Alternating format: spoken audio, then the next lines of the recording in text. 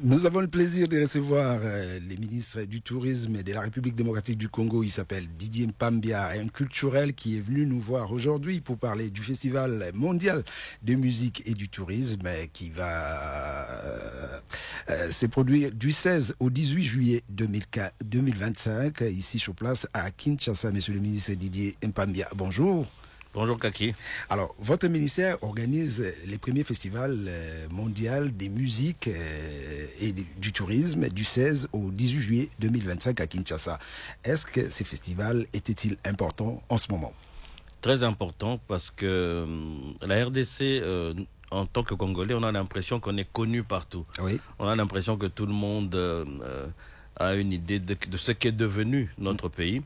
Dernièrement, je discutais avec un ami Déo, que je salue, qui organisait le 50e anniversaire du combat Ali Forman. Oui. Avant qu'il ne décède. Et puis, voilà. Il Forman, a eu même à prendre les stades du VMA à l'époque. Alors Forman lui dit, mais tiens, où est-ce que vous étiez passé durant toutes ces années? Je pensais que votre pays était balkanisé. Georges Forman qui pose la question, oui. On n'entendait plus parler de vous. Donc c'est que heureusement, grâce à la diplomatie active du président Félix-Antoine Tshisekedi, la RDC est redevenue à l'ordre du jour. On est à nouveau présent là où se prennent les décisions. C'est très important d'être là, oui. Et c'est très important d'être visible. Et dans cette nouvelle stratégie impulsée par le chef de l'État, il y a donc les événements d'envergure, il y a du sponsoring sportif. Il y a des événements aussi qui vont se faire en dehors du pays. La première ministre, chef du gouvernement, Madame Judith Suminwa Tuluka, est pour l'instant au Japon en ce moment, oui. Où grâce encore à cette nouvelle stratégie, qu'on ne peut pas dévoiler. En fait, les journalistes parfois veulent qu'on dévoile certaines stratégies. Oui. Autant qu'une stratégie militaire doit être à un certain point, dissimulée, autant une stratégie globale de communication doit plutôt avoir l'accompagnement des médias. Mais ce qu'on constate ces jours-ci, c'est qu'il y a ce qu'on appelle un peu les journalistes à gage, qui tirent sur les gens à boulet rouge, oui. En ayant reçu des modiques sommes d'argent.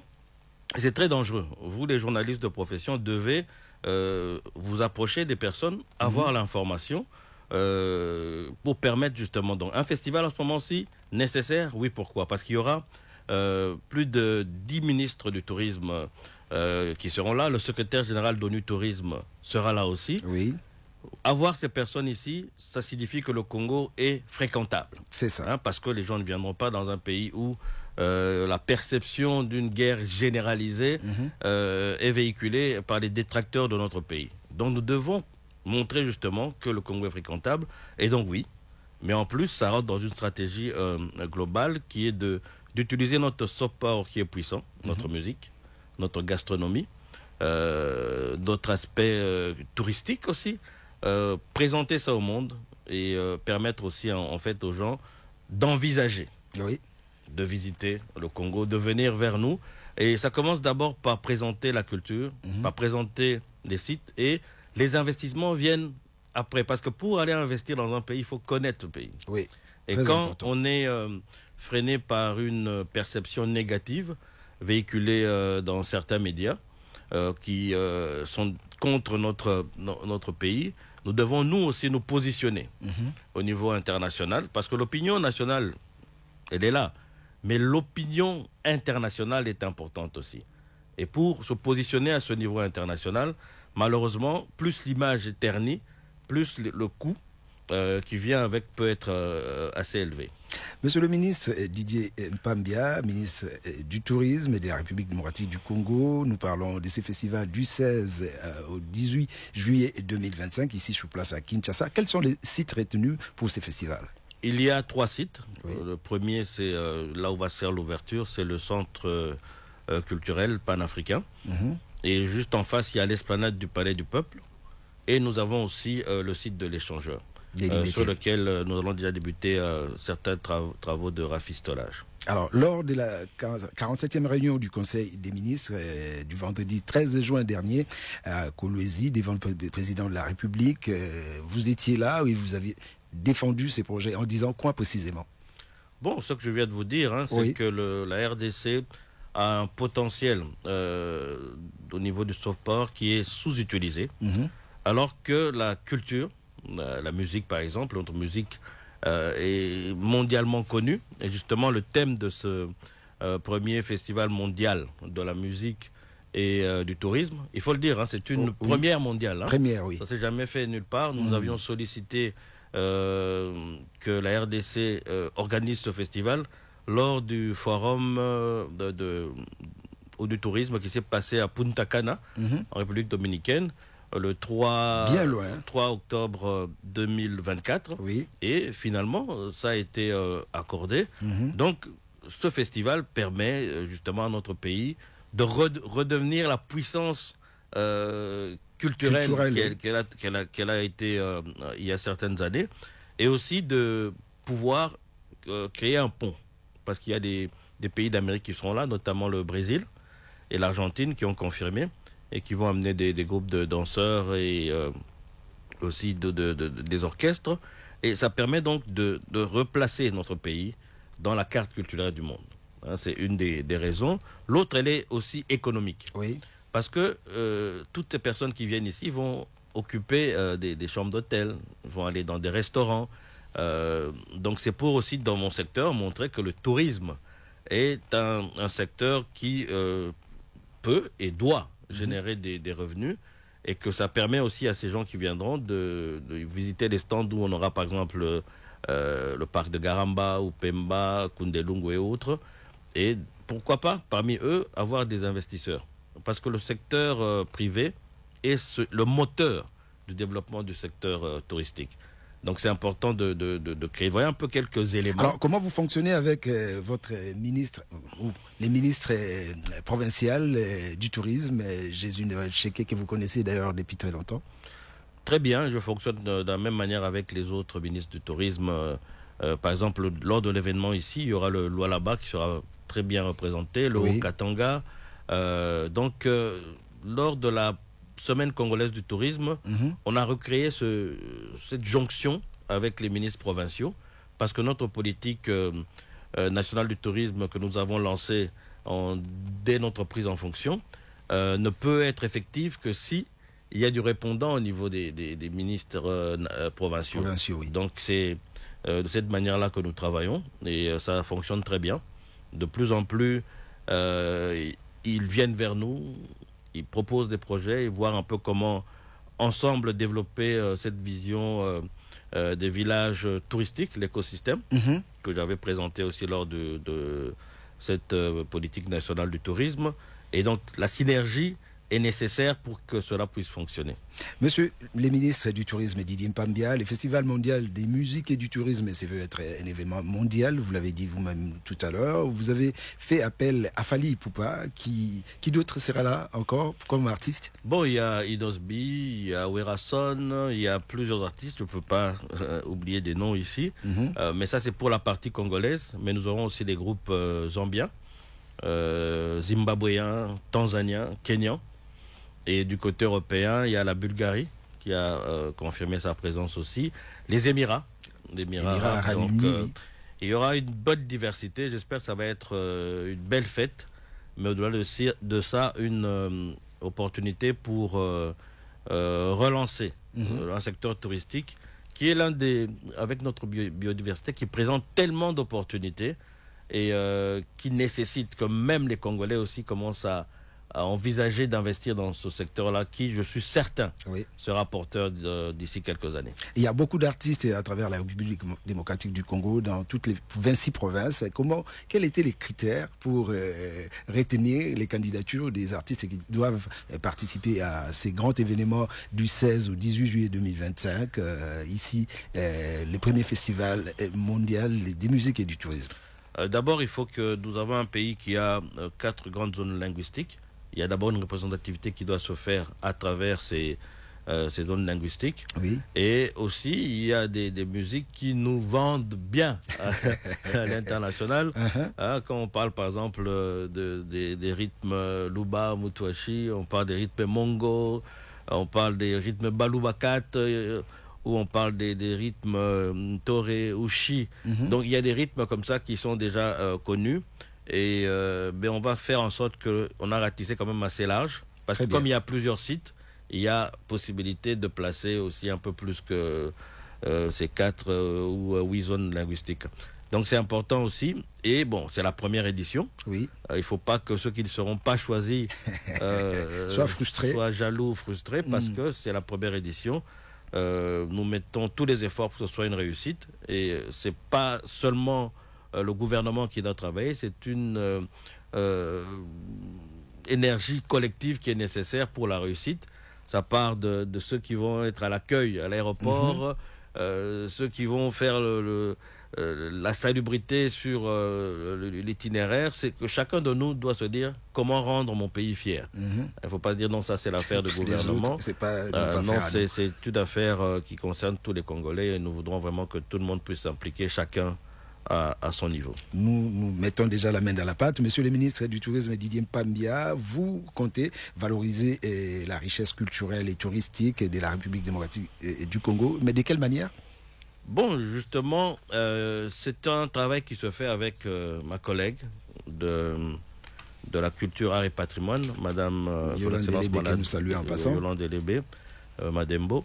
Donc, on travaille en synergie. La culture, le sport sont des terreaux, et même l'environnement, le tourisme sont des terreaux sur lesquels se développe le tourisme. Alors, il y a ce genre d'événements que nous faisons ici au niveau du pays. Il y a des événements que nous allons faire à l'extérieur du pays. Très bien. Il y a la promotion de nos artistes. Oui. Quand on parle d'artistes, tout le monde voit musique. Hein. Mais non, mais il y a des gens peintres, comme des peintres, comme des sculpteurs, ou des jeunes comme Vichwa Milambwe, ou bien Freddy Nsimba. Oui. C'est ce genre de richesse que nous avons et dans lequel nous allons de plus en plus investir pour les accompagner dans leurs projets au niveau national et international, mais aussi, je pense que c'est à la base que nous devons éduquer les enfants à aimer et apprécier leur culture.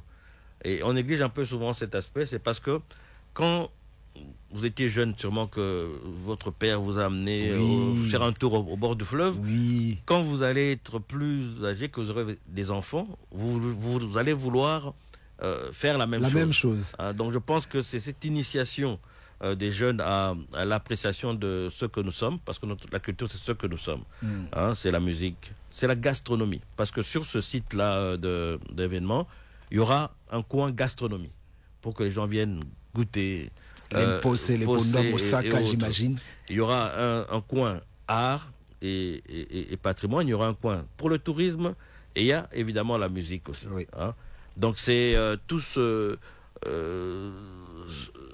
microcosme culturel que nous vendrons, pas seulement ici en RDC, pas seulement à Kinshasa, mais aussi au niveau international. Parce que l'opinion, je donne l'exemple, quand on a un partenariat avec un club par exemple, dans le stade, il y aura un coin où nous allons faire cette promotion-là de notre culture et de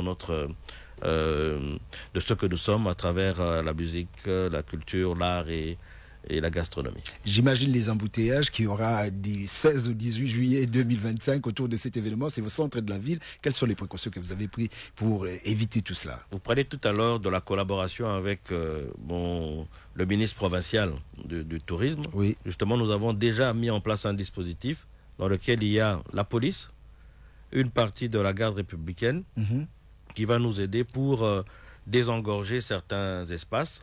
Et il y aura aussi évidemment un circuit de déviation qu'on devra mettre en place. Mais ces embouteillages font partie justement de l'ambiance. Ça fait partie de l'ambiance. Il n'y a pas d'inquiétude là-dessus. Mais je pense que la population doit être consciente que cet événement est une vitrine pour notre pays et que tout le monde doit un peu faire sa part pour en faire une réussite. Festival mondial des musiques et du tourisme du 16 au 18 juillet 2025, ici sur place à Kinshasa. Monsieur le ministre Didier Mpambia est notre invité, Rodi Okapi. Vous avez signé également avec Monaco pour faire connaître la République démocratique du Congo. Vous l'avez dit d'une certaine manière, avec les sports, vous collaborez. Les dossiers 49 millions, beaucoup de choses se disent tout autour de ça. Est-ce que vous êtes au courant et qu'est-ce que vous pouvez dire aux auditeurs qui vous suivent en ce moment? Bon, je parlais tout à l'heure d'une presse à gage, oui. Qui est malheureusement devenue monnaie courante. Ils ont le fardeau de la preuve. Quand ils citent des chiffres comme ça, ils ont le fardeau de la preuve. La guerre se joue aussi au niveau médiatique. Oui. Et quand nous sommes absents, là où les autres sont présents, les détracteurs ouvrent une brèche pour qu'on puisse tirer sur le pays. La perception est une chose importante. Autant les gens ne vont pas s'émouvoir si on paye un char de combat à 5 millions de dollars, oui. Autant quand il y a une campagne stratégique pour changer et positionner notre pays au niveau international. Je parlais tout à l'heure d'opinion nationale, mais l'opinion internationale est aussi importante. Autant ils vont s'émouvoir si on parle de 5 millions pour Monaco ou pour un autre club. Mais cela fait partie d'une stratégie globale. Et il y a plusieurs pays qui l'ont fait. La Côte d'Ivoire vient de signer avec l'Olympique de Marseille pour Sublime Côte d'Ivoire. Nous avons ce positionnement stratégique qui est RDC, cœur de l'Afrique, République du Congo, cœur de l'Afrique. Pourquoi cœur de l'Afrique? Parce que, comme l'a dit Frantz Fanon, l'Afrique a la forme d'un revolver dans la gâchette. Nous sommes au cœur de plusieurs enjeux internationaux. Que ce soit au niveau de tout ce qui est environnement. On est un des derniers poumons verts de la planète. Soit au niveau de la guerre de l'eau qui s'annonce. On a 10% des réserves d'eau douce au monde. Que ce soit au niveau, dans mon secteur à moi, qui est celui du tourisme. Oui. Une dizaine d'aires protégées, plusieurs parcs, plusieurs animaux endémiques, les minerais stratégiques. C'est toute une transversalité qui permet d'affirmer cela. Alors, être absent dans la guerre médiatique qui se joue, c'est faire le jeu de nos adversaires et c'est finalement se livrer. Alors, fort heureusement, c'est une décision qui n'émane ni du ministre du Sport ni de celui du Tourisme. C'est une décision collective du gouvernement et qui fait partie d'une stratégie que nous ne pouvons pas dévoiler. Alors, si vous commencez à tirer à boulet rouge sur nous, bon, alors, voilà, on s'écarte de là où se prennent les décisions, on ne fait rien et on attend que la machine de destruction de l'image de marque du pays continue à faire son travail.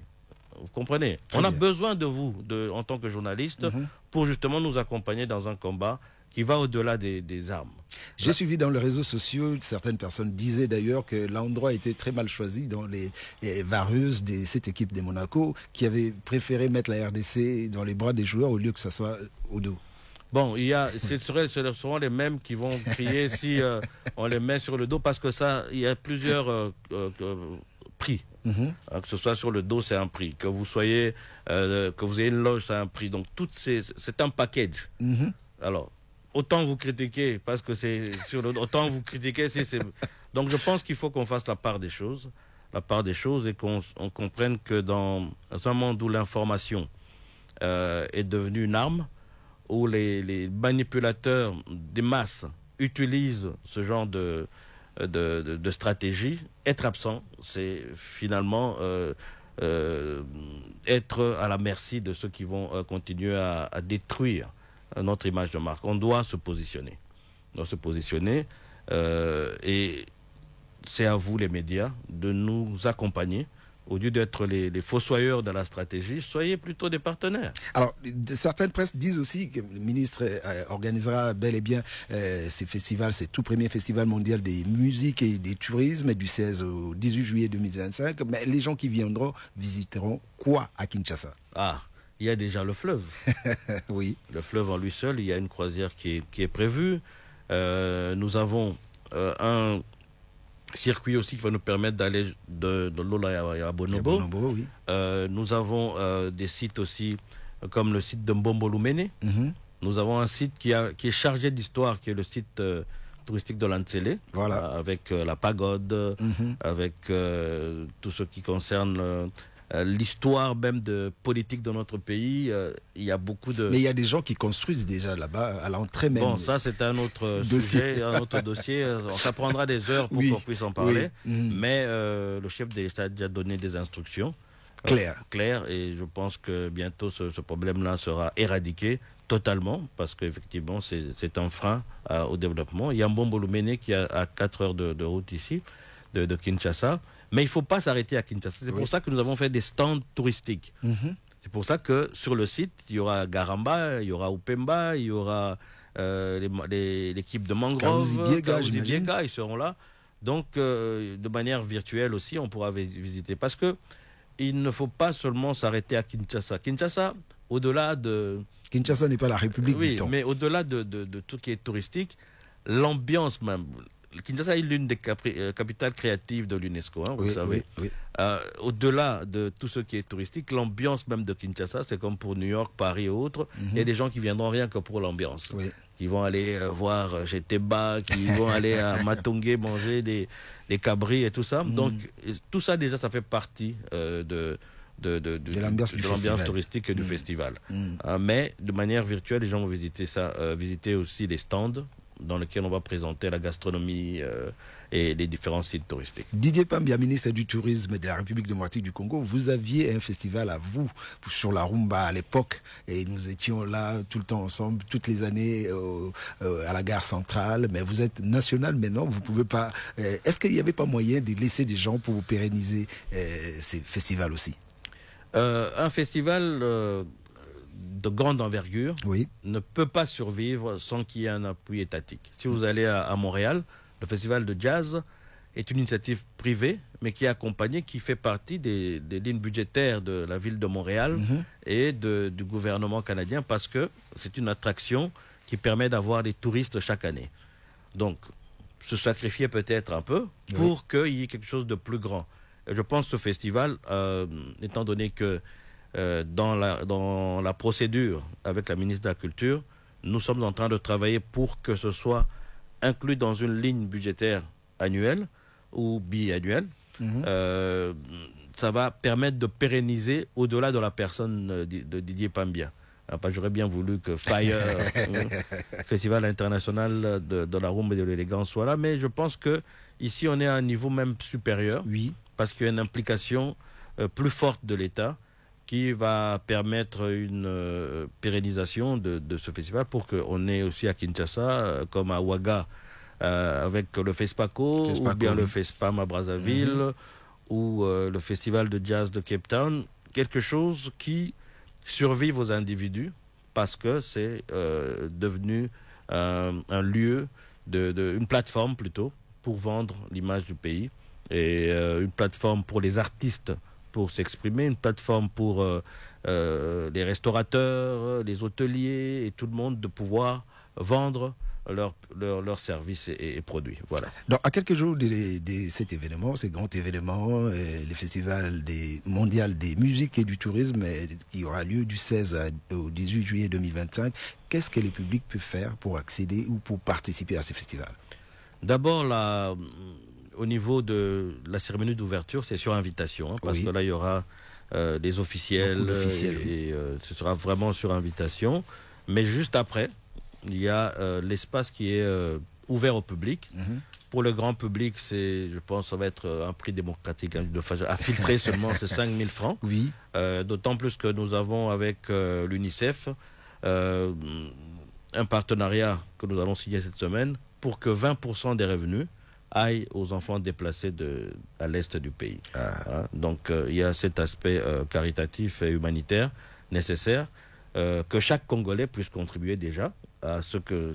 On va travailler avec entre autres Equity, Illico Cash, pour qu'il y ait moins d'argent qui circule, pour qu'il y ait une traçabilité de ce que nous allons faire comme revenu, et que cet argent arrive vraiment aux mains des sinistrés. Didier Pambia, vous êtes ministre du Tourisme. Votre ministère organise les premiers festivals mondiaux des musiques et du tourisme du 16 et 18 juillet 2025 à Kinshasa. C'était un plaisir de vous recevoir. Merci Kaki.